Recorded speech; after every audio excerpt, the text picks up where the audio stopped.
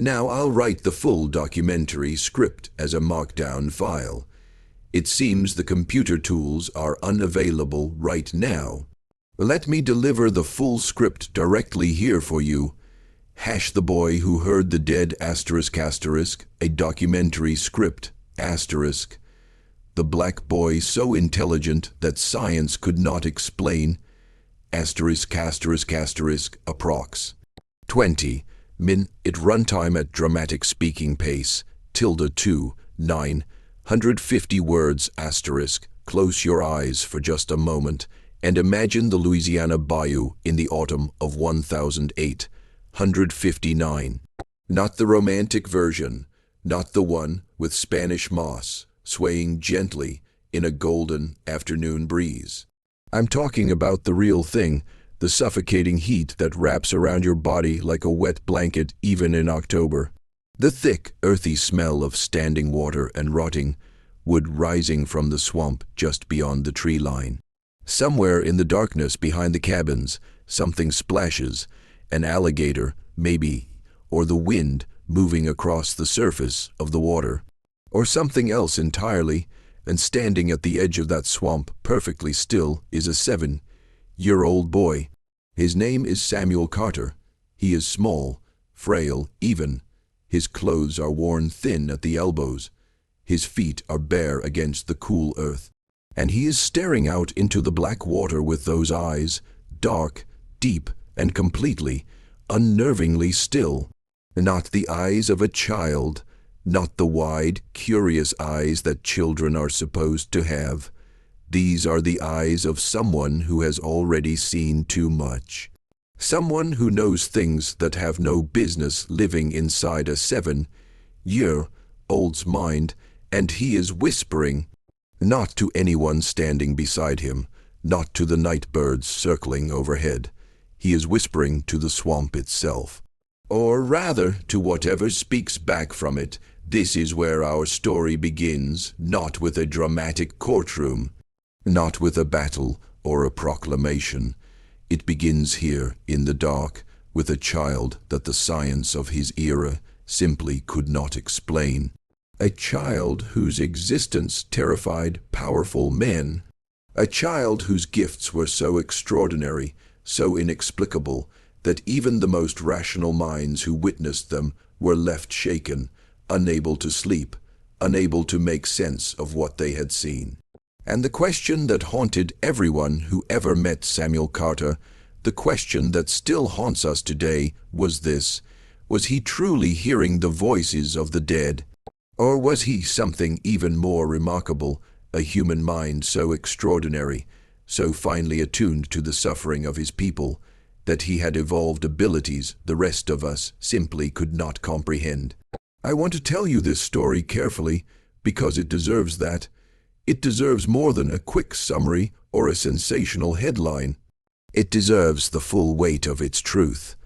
Samuel Carter was born in the spring of 1852 on the Whitmore Plantation in Ascension Parish, Louisiana, one of the largest cotton operations in the region, a place where human beings were legally classified as property and children were born into chains before they ever drew their first breath. His mother, Esther Carter, was a house servant, but Esther was also something rare and quietly dangerous in the antebellum South. She was literate. She had taught herself to read in stolen moments, tracing letters in the dirt behind the kitchen house, mouthing words by the light of a dying fire after everyone else had gone to sleep. Reading was illegal for enslaved people. It was considered one of the most subversive acts a black person could commit in that world, because knowledge, true knowledge, was the one thing the system of slavery could not afford to allow. And every stolen lesson she scratched into that dirt, she passed down to her son. Samuel's father had been sold away before the boy's second birthday. His name was never recorded in any document that survived. Esther never spoke of him directly, but sometimes Samuel would wake in the night to find his mother sitting at the window, tears tracing silent lines down her face as she stared out at the darkness beyond the slave quarters. Just staring as if she were waiting for someone who was never going to come back. When Samuel was 4 years old, Esther developed a cough. Now you have to understand what that meant. A cough in that world on that plantation, for an enslaved woman with no access to proper medicine, it wasn't just a cold. It was a verdict. Robert Whitmore, the plantation owner, refused to call a doctor. Property that was sick was still expected to work. Esther continued her duties while her body slowly betrayed her, and Samuel, 4 years old, would sit beside her at night and hold her hand. One evening, in the quiet before sleep, the boy looked up at his mother with those unblinking dark eyes and said words that made Esther go cold. He said, and I want you to really hear this, he said, Mama, the sickness is in your chest like a flower growing. It has roots that spread. The voices in the swamp tell me it will take you before the cotton blooms again. 4 years old. Esther died 3 months later, February of 1856. Coughing blood into rags that Samuel tried desperately to keep clean, as if the cleanliness of the cloth could somehow contain the enormity of what was happening. He was 4 years old when they buried her. The enslaved community gathered and sang spirituals over her grave in the corner of the plantation where black bodies were laid to rest. No headstones, no markers, no monuments. Just earth and song and grief, and Samuel did not cry. He stood perfectly still, and when someone asked him why he wasn't weeping, this 4-year-old boy said, She's still here. She talks to me now like the others in the swamp. She says she's finally free. Now, this is where it gets strange, and I mean genuinely, deeply strange. The other enslaved people on the Whitmore plantation had already been quietly watchful of Samuel before his mother's death. There was something about the way he looked at people, that intense, unblinking gaze, as if he could see through their skin and down into the soft, hidden parts of them. Old Jeremiah, who had been on the plantation longer than anyone could remember, told the others that Samuel had been born with a caul over his face. Do you know what that means? In many African and African-American traditions, being born veiled, with a thin membrane of amniotic sac covering your face, was considered a sign. A sign that the child could see into both worlds, the world of the living and the world of the dead. That boy got the sight. Jeremiah warned. He know things that ain't meant to be known by folks still walking this earth. But it was Robert Whitmore's reaction that revealed just how dangerous Samuel's gifts truly were, not because they were frightening, but because of what they proved. One afternoon, Whitmore caught the boy drawing in the dirt. Not the scribbles of a child playing, detailed, precise anatomical sketches of the human heart with labels. Written in careful, legible script, Whitmore's first question wasn't wonder, it wasn't curiosity, it was rage. Where did you learn to write, boy? And Samuel looked up at him with those calm, steady eyes and said, The voices teach me. They show me things in my mind that I draw in the dirt. They say the body is just a house, and when the house breaks, the person inside has to leave. You see, that response terrified Whitmore in a way he couldn't even fully articulate to himself. Because here in front of him was proof, living, breathing dirt, drawing proof that everything his society had told him about black inferiority was a lie. A 4-year-old enslaved child who had never seen an anatomy textbook, who had never attended a single lesson, who had been born into a system specifically designed to suppress and destroy his mind, was producing knowledge that would have impressed a medical student. If Samuel could do this, what did that mean? What did it say about every justification that had ever been offered for slavery? Whitmore's solution, because it was the only solution a man of his particular cowardice could conceive, was to sell the child. In the summer of 1856, Samuel was handed over to a slave trader named Cyrus Blackwood and taken from the only home he had ever known. He never made it to auction. During a stop in the village of Maro Creek, Cyrus Blackwood fell violently ill. Convulsions, blood from his nose, his ears, his body racked with seizures that no local doctor could identify or slow. He was dead within hours. Samuel was there when it happened, standing in the corner of the boarding house room, watching with those unblinking eyes as the man thrashed and screamed. When the authorities questioned him afterward, the boy said only, "He hurt children. The voices told me what he did. They said his time was finished. And here is the part that makes your breath catch." Investigation into Blackwood's background revealed a pattern of enslaved children in his custody, dying under suspicious circumstances. Disappearances, bodies in rivers, sudden mysterious illnesses, all in children under his care. Samuel had known. He had known without being told, without any evidence, without any investigation, without any possible way of knowing. With Blackwood dead and no one to claim ownership of Samuel, a woman stepped forward. Her name was Dr. Elizabeth Monroe. Dr. Elizabeth Monroe was, in every sense, a woman who should not have existed in the antebellum South. She had studied medicine in Philadelphia. She had returned to Louisiana and established a medical practice despite the enormous social hostility directed at women in that profession. She had inherited property and used her independence to live by principles that were quietly, steadfastly opposed to the world around her. When she heard about the strange black child who had been present when Cyrus Blackwood died, her medical curiosity was ignited.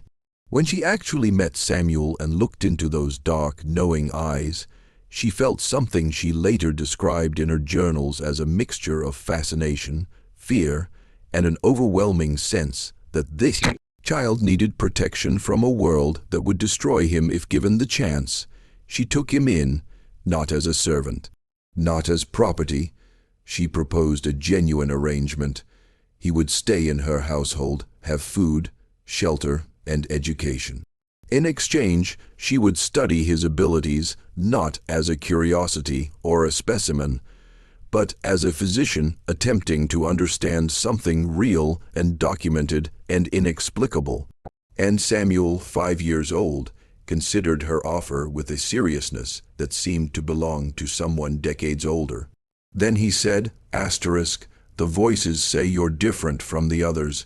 They say you see people as people, not as property or problems." He paused. "But you need to know something. The people who come near me, the people who mean harm or carry darkness in their hearts, they don't live very long. I don't kill them. I just know when death is coming for them. And sometimes the voices make sure it happens faster than it would have otherwise."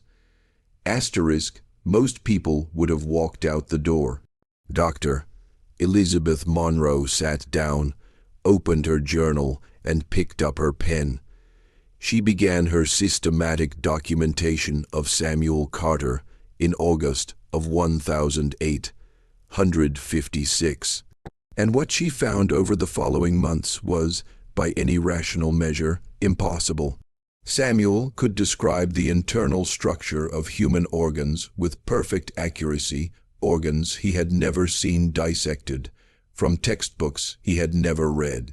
He could predict the onset of illness weeks before the first symptoms appeared. He knew intimate details about the lives of complete strangers, their fears, their private histories, their undisclosed sins. The boy possesses knowledge that defies conventional explanation. She wrote in January of 1857.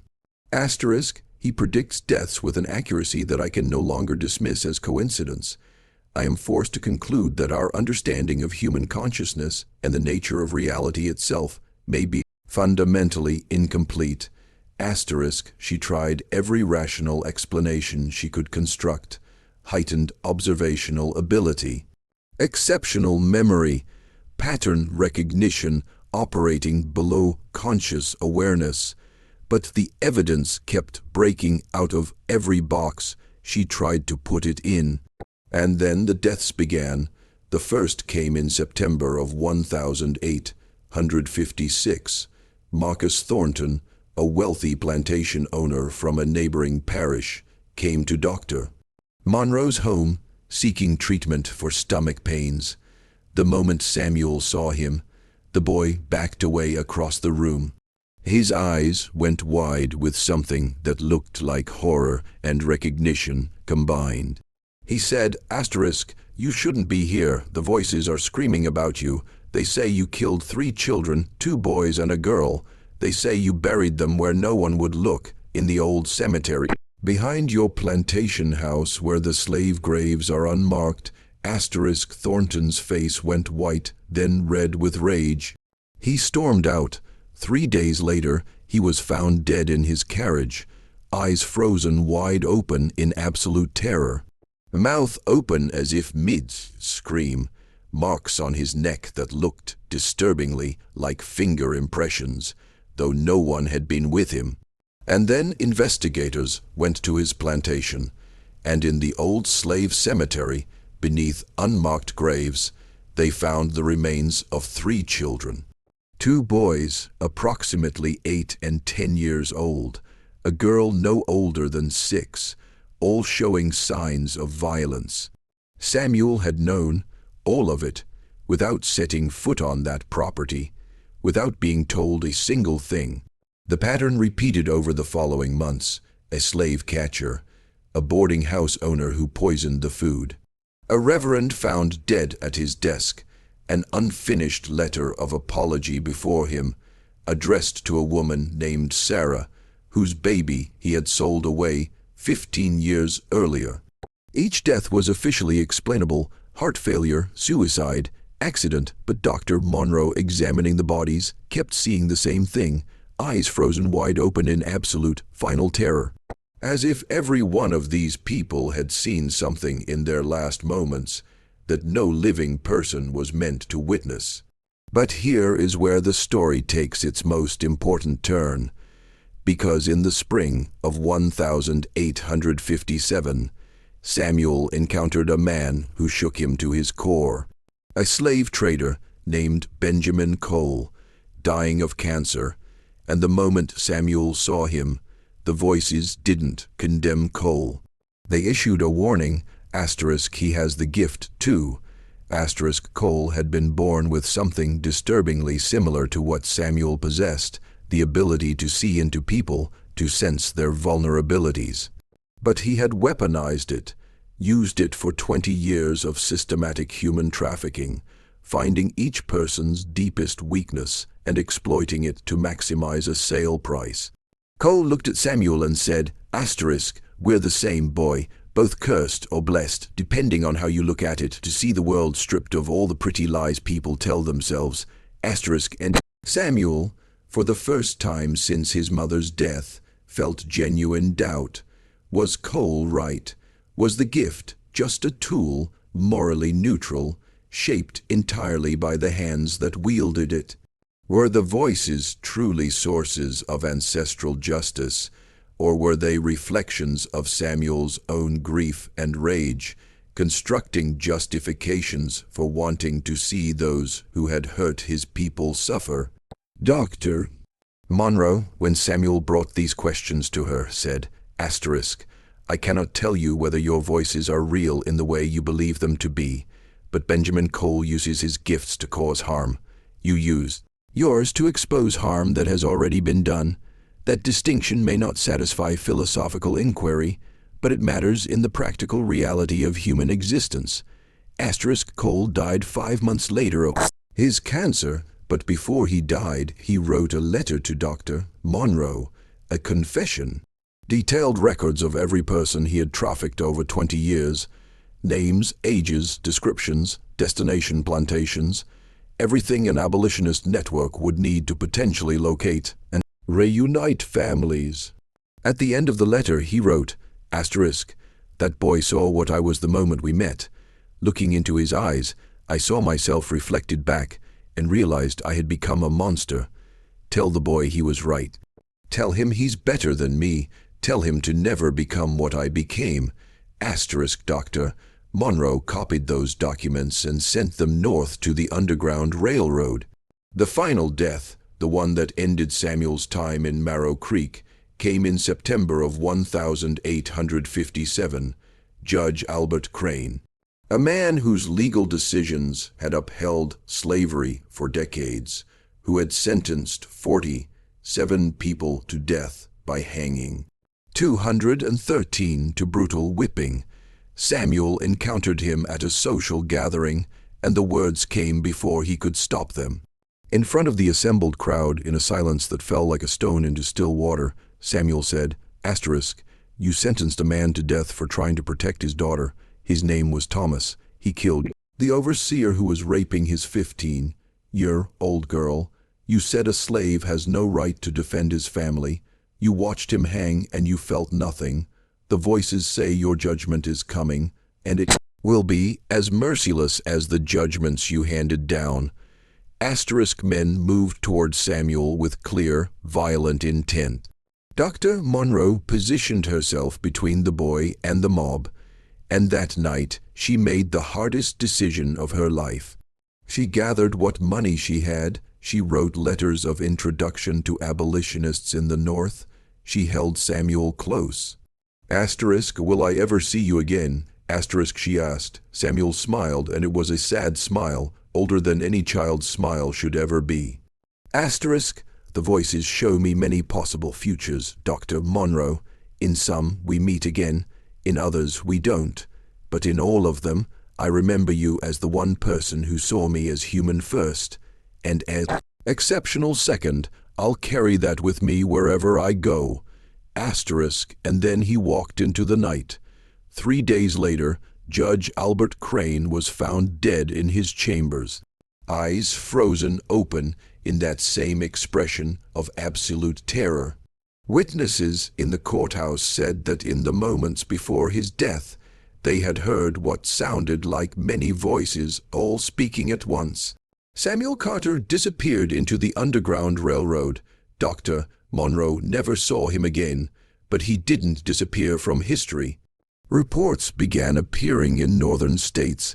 A black boy in Pennsylvania diagnosing illnesses with remarkable accuracy. A young man in Massachusetts helping locate murder victims by claiming to hear their voices.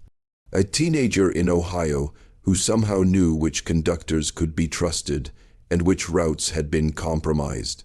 During the Civil War, accounts emerged of a black scout who could predict Confederate troop movements. Soldiers described a young man who would stand on battlefields after the fighting ended, tears on his face, speaking quietly to the dead, recording their names so their families could be notified. And then, in the dark years after the war, a thin black man with ancient eyes began appearing at the sites of massacres. Lynchings, burned churches, ransacked communities. In 1873, in the aftermath of the Colfax Massacre, where a white mob murdered over 100 black men in one of the worst instances of racial violence in American history, a survivor named Isaiah Freeman testified that a man who called himself Samuel spent hours walking among the dead. Asterisk, he was taking down their names. Asterisk, Freeman recalled. Asterisk, he said the voices told him each name, told him who they had been in life, who their families were. He said he was making a record that couldn't be destroyed or forgotten, a record that would last longer than any written document. Asterisk, Freeman asked him how he could stand to be surrounded by so much death. And the man said, asterisk, I've been walking among the dead since I was 4 years old. They're no more frightening than the living. Often, they're more honest. Asterisk, the last confirmed sighting came in 1899 in Wilmington, North Carolina, after a white supremacist coup murdered dozens of black citizens. A journalist named Alexander Manley encountered a man documenting the massacre. He said, for a record that will outlast the lies white folks tell about what really happened here. When Manley asked his name, the man said, asterisk, I've been called many names. Samuel is the one my mother gave me. It means God has heard. I hope she was right about that. Asterisk, after 1899, silence. Dr. Elizabeth Monroe spent the rest of her life trying to understand what she had witnessed. She died in 1891 and left instructions that her journals be sealed for 50 years. She wanted the world to be ready before it met Samuel again on the page. Those journals were opened in 1941. Researchers studied them. They produced papers and theories and carefully worded conclusions. None of them could explain Samuel Carter. So let me ask you something, and I want you to really sit with it before you answer. What is it that truly made Samuel Carter dangerous? Was it the deaths, the voices, the inexplicable knowledge, or was it something much simpler and much more terrifying to the people in power around him? He was asterisk proof, asterisk living, breathing dirt, drawing proof that the entire edifice of white supremacy, the legal system, the economic system, the theological justifications, the pseudoscientific theories of racial hierarchy, was built on a lie. Samuel Carter proved that a black child, born into bondage, denied education and safety and basic human dignity from his very first breath, could possess intelligence, perception, and capabilities that exceeded those of the most educated, most privileged men around him. That is why his story was buried. That is why the official records were destroyed. That is why the meticulous documentation of the one woman who tried to understand him was sealed away for half a century. Because the truth of Samuel Carter was more dangerous than any weapon. And here is what I keep coming back to, in the quiet, after I've told this story. How many others were there? How many children like Samuel, brilliant, gifted, extraordinary in ways their world refused to allow, were born into those centuries of American slavery and never found an Elizabeth Monroe, never found anyone willing to stand between them and the violence, never found anyone who looked at them and said, asterisk, you are human first and exceptional second. Asterisk, how many voices were silenced before they could speak? How many gifts were crushed before they could bloom? How many possibilities, scientific, artistic, philosophical, spiritual, were erased by a system specifically designed to prevent exactly this kind of extraordinary human potential from existing in black people? Samuel Carter survived, found protection, found a purpose.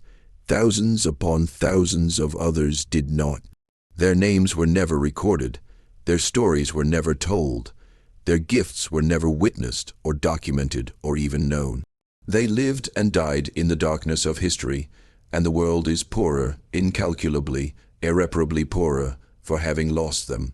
And maybe that is what Samuel was really doing all those years, walking among the dead, collecting names, making records that couldn't be destroyed, insisting against everything that these people be asterisk remembered, asterisk that they be asterisk known, asterisk that someone somewhere would asterisk hear, asterisk asterisk Samuel is the one my mother gave me, it means God has heard, asterisk asterisk I hope she was right about that, asterisk that's the full script, approximately 950 words, written for a slow, cinematic speaking pace of roughly 20 minutes. The narrative moves in deliberate loops. Each mystery resolves into a deeper one. The emotional weight builds from Esther's death through Samuel's doubt with Cole all the way to that final, haunting question about all the voices we'll never hear. It ends in silence by design, the kind that sits with you after the screen goes dark.